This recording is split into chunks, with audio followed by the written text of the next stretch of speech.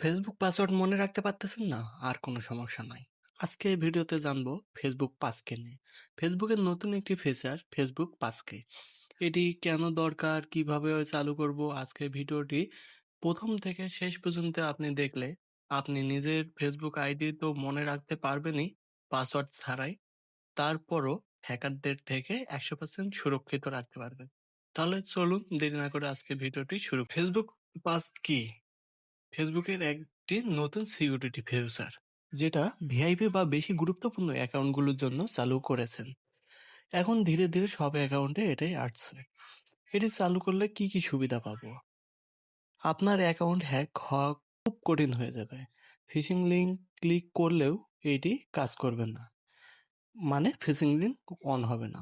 2FA চালু থাকবে, কেউ পাসওয়ার্ড চেঞ্জ করতে গেলে সাথে সাথে আপনাকে জানাবে। তাহলে কিভাবে চালু করব? প্রথমে আমরা যাব ফেসবুকে সেটিং মেনুতে।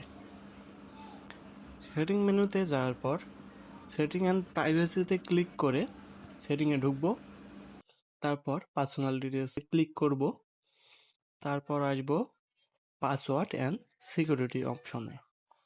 এখানে আসার পর আমরা দেখতে পাবো পাসকি লেখা। পাসকিতে ক্লিক করব।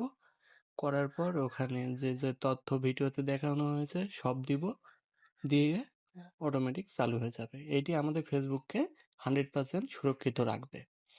শেষে একটি কথা বলতে চাই, আজকালকার দিনে সাইবার হ্যাকিং খুব ভয়ঙ্কর। আপনি যদি নিজের আইডিকে নিরাপদ রাখতে চান তাহলে এই ফিচারটা আজকে চালু করে নিন। আর যদি আপনি এইরকম সাইবার সিকিউরিটি ভিডিও শিখতে চান তাহলে এই চ্যানেলটি সাবস্ক্রাইব করুন। ধন্যবাদ সবাইকে।